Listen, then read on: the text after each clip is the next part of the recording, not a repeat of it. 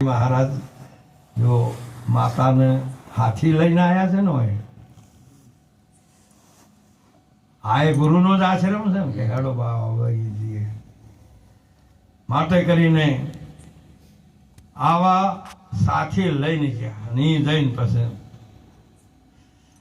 પેલા તો બધાને ફેર લાઈનમાં ઉભા રાખ્યા બધા બોલી બોલીને સમજ્યા ધર્મરાજા કે ભીમસેન ને બોલાય કે પેલા ગંગાધર જતો આવે ગંગાધર લઈને આવ્યા બાપ હાથમાં લીધો માતાજીની સાક્ષી ગુરુના આગળીઓ બોલવું એટલું સત્યમ હું હાથમાં ગંગાધર લઈને હું આજથી સત્ય બોલીશ કોઈ દાડો અસત્ય બોલીશ સત્યમ સુંદરમ આ જે કોઈ જેટલું દેખાય છે સુંદરીય એ મારા પરમાત્મા શિવનું સ્વરૂપ છે મારી દ્રષ્ટિમાં બીજો ભેદ આવે નહીં સત્ય સિવાય બીજું કોઈ નહીં આવે સત્યમ શિવમ સુંદરમ અને આ મંત્રમાં પણ શિવજીની પૂજા કર્યા સિવાય હું બીજું કોઈ કર્મ કરવાનો પહેલી પૂજા ગુરુજીની કરીશ આમ કરીને જો સંકલ્પ પૂછ્યો પછી કીધું કે બાપુ આ બોલ્યા હતા ને તો કાલે મને આવડતું સત્યમ શિવમ સુંદરમ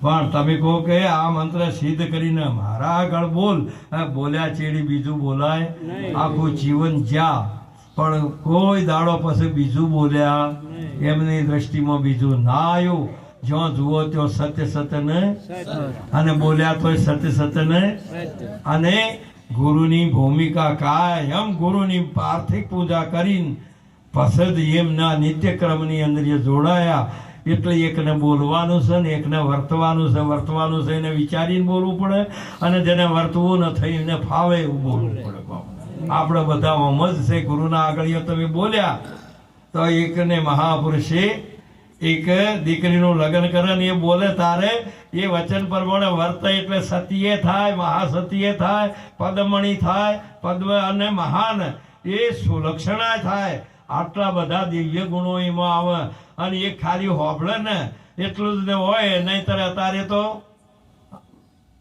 હવે મારે કોઈ તમારે કહેવું નથી તમારા હાલ તમારા વર્તમાનમાં તમે જાણો છો અત્યારે બે જણા આવતા હોય ને તો બે જણા જેમ ભાઈ બોન બોલતો હોય ને એમ બોલે પેલા કહે કે એ નોમ જોગ બોલે એ આપણે જે હોય શું મારે બધું હમણાં હું એક ડોક્ટર નહીં જોતી આવું બધું થતું હતું એટલું જોયું બે જણા બોલતો હતો ને એટલું બોલે કે આઈ ગીતા એ ગીતા પાણી ભરી લાવજે એટલે પેલા કે હાલ આવું છું બેસો રાઘવ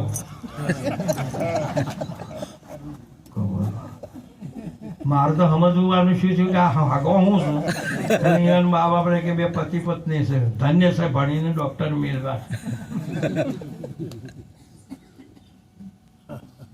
ભગવાનની પ્રાપ્તિ થાય એટલે વાણી જતી રહે એમ કુશું જ્યારે નામ તમને મળી જાય ને પતિનું ભગવાનનું એટલે જ્યારે નામ તમારા હોર્યું ને એટલે જીભ જતી રહે તમારે એ વ્યક્તિમાં આ એક એનું પ્રમાણ અને આ તો જીભ ચાલો થઈ જાય ખબર છે કે આચો નદીમાં આવે છે કોઈ નહેરોમાંથી આવે છે કોઈ નળોમાંથી આવે પેલું નદીમાંથી આવતું હોય તો બરાબર છે તેમ જ્ઞાનમાંથી આવતી હોય વાત તો વાત બરાબર છે પણ આ તો આજે બીજાનું જોઈ નક્કલ કરીશ જે કોઈ કર્યું હોય સમય તમારે ખેંચે છે સમયનું વાતાવરણ લાગુ પડે બાપ એક વસ્તુ છે બાપ તમને એક વાત કરું બીજી સ્વાતિ વર્ષે એટલે સ્વાતિ નક્ષત્રના જે મેવર હે ને એમાં શું પાક મોતી પાક પણ સ્વાતિમાં વર્ષે ખરી પરંતુ કદાચ એ જ સ્વાતિ અહીં મુખમાં પડે એટલે હાપના મુખમાં પડે તો અને હોંશમાં પડે તો કપૂર થાય સારું પણ ભૂમિ ઉપર પડે તો કાદવ થાય અને ખારા જળમાં અને માછલી ગ્રહે તો અને ગંગામાં ગંગા સરોવર પૃથ્વી ઉપર કાદવ થાય આ પાત્ર પ્રમાણે થાય. સ્વાતિ માંથી મોતી પાકે છે, પણ એક જ પાત્ર પ્રમાણે આ બધું બન્યું છે. આ બધો છે હાલ આ સ્વાતિ શબ્દ તો આ બધા સંતોનો આવે છે, પણ સ્વાતિ રહે છે ને એ પાત્ર પ્રમાણે એનામાં ગ્રહણ કરે ને, એટલે એ પાત્ર પ્રમાણે એ શબ્દ એ જ્ઞાન એ બધું અમૃત હોય તો અમૃત થાય, પણ હાપે ગ્રહ્યું તો એનું ઝેર થાય ને. આ સ્વાતિ નક્ષત્ર છે ને, અને સ્વાતિ વર્ષ છે એમાં પાત્ર પ્રમાણે થાય છે, એટલે વ્યક્તિ પ્રમાણે થાય છે. અને જયારે સંતની સ્વાતિ વર્ષે ને તારે મહાપુરુષે કીધું કે પાપીમાં પડે તો એને પીર બનાવે. એ બીજું બદલાય નહીં, બીજું કોઈ ગમે તે પાત્રમાં પડે એને મોક્ષ ધામ પોકાડે ને એ પરમ ધામ પોકાડે. પરમ ધામ પદ નામ રામ કો સદગુરુ અલખ લખાવે નહીં સમોડ કેવા સરખું આપો આપ. એટલા માટે આયા છો ગાવાન કૂદવાન નાચવાન ખાવા પીવા નથી આયા, હારા થવા નથી આયા. એ તો હું આયા છો ને આખું જગત ઓળખે આ બધા ચોર છે, તારે આ 84 માં ફરે છે કે? હવે જે ચોર હોય ને એના હગાવાલા હોય ને જેલમાંથી આવે એટલે બધું હું લઈને જોય બોલો. ઈવન તો હમણાં આખો બોલે આ ખોંદો નહીં, એને તો એક ખોંદો ના સારું કરીને આવ્યો છે. 12 મેં 5 વાર લઈને આવ્યો છે, પણ ચોરી કરીને આટલો માલ તો લાવ્યો હતો ને. પુનિત મહારાજ શું બોલેલા છે પેલા થાળ ની અંદર બોલ્યા ને, તારું લેવું દેવું, તારું દીધેલું દેવું ને તારું દીધેલું લેવું. ઓમાં મારું ચાલે ને, હું તો જન્મ નો ચોર. અને ચોર ના હોય તો તમે ભાઈ છે ને પાછળ કાળ પડેલો છે, જમ પડેલા છે, પણ અહીંથી નાઠો એટલે ભેંસમાં જો, ભેંસમાં પાછળ જો એટલે બધી ઊંટમાં જો, ઊંટમાંથી પછી જો એટલે બકરામાં જો. એમાં 84માં ફરતો અહીં આવ્યો છે. જો બહાર નીકળી જાય કોઈ સંતના જગમાં તો મોક્ષ પ્રાપ્ત થાય. માટે આ જીવ છે ને એ નરવો ચોર છે એમ કીધું છે શાસ્ત્રમાં. અને સંતોએ ના સંગમાં જાય ને તો એ જીવને પીર કરે ને. જે સરજી ચોર હતા ને, પણ સંતે નક્કી હતું કે આ ચોર ચો બન્યો છે, ચો આઈને બન્યો છે. કોઈ સ્વર્ગમાં હતો એટલે ચોર નતો, પણ આ જગતમાં આવ્યો એટલે ચોર બન્યો છે. એટલે જે સર જગતનો ચોર હતો પણ ઈશ્વરનો ચોર એટલે એક પળમાં પીર થઈ ગયો. અને આપણે કોઈ બધો જગતના ચોર છો કે ભગવાનના ચોર છો, હવે એ આપણો ખબર પડે.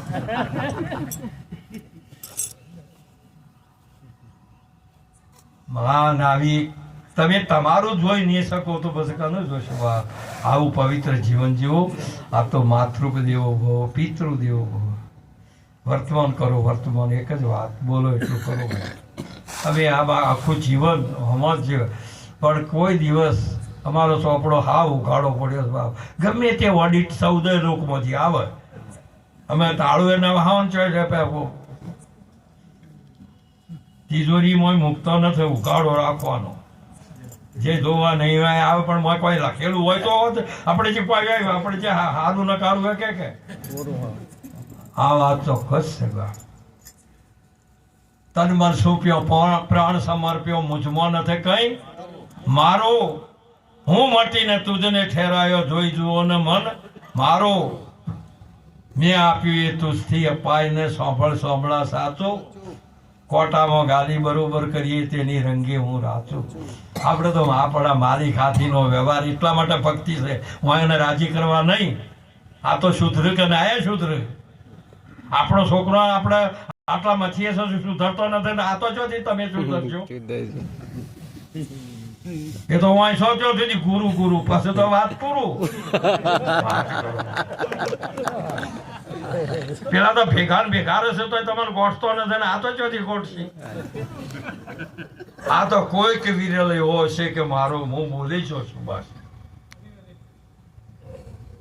આ એક વસ્તુ ગંગા સતી પવનબાઈ ને શું કે છે? સદગુરુ વચનો ના તમે થાવો અધિકારી. પવનબાઈ જેને બ્રહ્માદિક લાગે. આપણે બધા છીએ, આપણે કેટલા અધિકારી છે આપણને ખબર. આપણે કોઈની સાક્ષી ન જોઈએ, આપણા સાક્ષી આપણે. હમણાં સુંદર કીધું હતું વાણીમાં બધા જ બોલાતા હતા, બધી જ ખબર છે, પણ વર્તમાન નહીં આવે ત્યાં સુધી કોઈ દાડો નહીં આવે બાપ. ત્યાં સુધી તમને પ્રેમે નહીં આવે, તમે આનંદમાં નહીં રહી શકો. તમારે તો કોક વાત આવે ને તો તરત હોગ લાગુ પડે, કે તો મોહ લાગુ પડે, કે તો ક્રોધ લાગુ પડે, લોભ લાગુ પડે. આપણે તો ધોકે હોક બધો જેટલા ઢોલ વાગતા હોય વાગે, એમાં આપણે શું લેવા દેવાની. પણ તમારો ચોપડો ચોખ્ખો હોવો જોઈએ, તમારું અંતસ્કરણ એટલું પવિત્ર હોવું જોઈએ બાપ. માટે આપણા પ્રભાતભાઈ શું બિરાજમાન કરેલા છે. આ તો પ્રભાત હવે એક બંગલો બનાવ્યો તો હરિભજન કે કાજ મોહન બનાવ્યો. આ મંદિર તમારે તમારી પ્રાણ પ્રતિષ્ઠા કરીશ. આ પેલા મંદિર જે બધો આમ આવતો હતો એનું જેટલો મંદિર છે એમાં પ્રાણ પ્રતિષ્ઠા થઈ છે. વેદ વિધિ યજ્ઞ કરીને ઢોલ વગાડ્યા, કેટલાય તાતણ દાડા ઉધીએ બધું મજા કરી છે. પણ એ જો તો એ તો બોલતું જ નથી. બોલાવતા ના આવડે શોથી બોલે. અમે તો જઈએ તો બોલાવીએ પાછા, એમાં કોઈ સંખ્યા નથી પાછી. પ્રહલાદ બોલાવી શકે, રણાકંસ ના બોલાવી શકે. આ એક વાત ચોક્કસ છે. સંતનો તો કદી બધે કોઈ એવી વસ્તુ જ નથી. કાલે અમારે ચાલ્યું, એક ભાઈ ઉભો થયો, તે 4 રામની વાત કરવા માંડ્યો. ગપ્પો એવા મારે છે, હવે મારે હું કરવાનું. બધાનો લુગડો આપણે છો તો બધાય ખાઈડી પરો કે પેલા રામ ઘટોઘટ બોલે, બીજા રામ દશરથ બોલે, ઘેર ડોલે, ચોથા રામ તીસરા રામ કા શકલ પસારા, ચોથા રામ સબસે ન્યારા. કે પેલા દશરથ નહીં જન્મ્યો એની કી વાત નથી કરી. ગપ્પો મારે હું વાત કરે છે. એ દશરથ નહીં જન્મ્યો છે તાર તું એ આ દ્રશ્યમાં જ જન્મ્યો છે કે કદા ઘેર જન્મ્યો છે તું? એ ખબર પડે છે દશરથ કોને કહેવાય? વસ્તુ 2 પ્રકારની છે. એક વસ્તુ સત્ય છે અને એક વસ્તુ આધાર રૂપ છે. નિરોધ બાપુ એ બોલ્યા કૃષ્ણ કોને કૃષ્ણ કો આવશે છે વસ્તુ સર્વે રામ નામ તે રહેવાનું. અને અહીંયા કીધું કે રામ નામ તો રાખ હૃદયમાં કાળ કલ્પના કાચી, આદંત ને મધમાં બોલે તે વસ્તુ છે. જો હું વસ્તુ સાચી કીધી પર વસ્તુ હું કીધું કે પવન ન તું, મન તું ન, દેહ તું ન, વાણી તું ન, બધું એકી. અને પછી હું બોલ્યા પવન તું, પાણી તું, ભૂમિ તું, ભૂદરા. જો આવડે એનું એ જ કીધું છે કે બીજું કોઈ કીધું છે? આવી જે સાચી વસ્તુને આપણે સમજવા માટે આટલો મોટો પહેલા રામ ઘટો ઘટ બોલે. કોઈ એવું ઘટ નથી, અણુ એવું નથી કે શબ્દ બના હોઈ શકે. શબ્દ રામ ઘટો ઘટ બોલે. અને પ્રાણ રામ આ દશરથ ઘેર ડોલે. આ બધું દ્રશ્ય છે ને એ પ્રાણના આધારે છે. પવન આપણે જે પાણી પ્રાણના આધારે, પૃથ્વી પ્રાણના આધારે, અગ્નિ પ્રાણના આધારે, આ બધા જ પ્રાણના આધારે. પ્રાણ રામ દશરથ ઘેર આ બધું ડોલે ને એ પ્રાણ રામના આધારે છે, બીજા કોઈ નથી. અને એના માટે મહાપુરુષે એ નક્કી કર્યું છે. પાછી બીજી વાત, આવી સાચી વસ્તુને સમજવા માટે એક વખત મહારાજા વિદેહી રાજા જનકજી દરબાર ભર્યો વિદેહીઓનો.